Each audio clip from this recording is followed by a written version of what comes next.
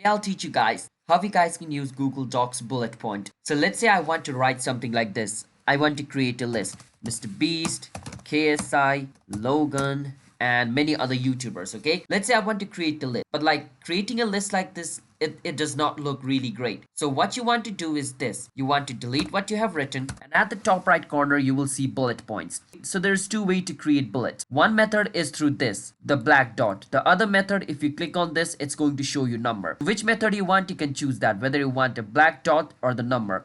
Let's say I want on the numbers. What I can do is click on number. Once I click on number, a number will appear here. So number 1 is Mr. Beast. Then if I press enter, it's going to show number 2, KSI. Then if I press enter again, it's going to show me number 3, Logan, just like this.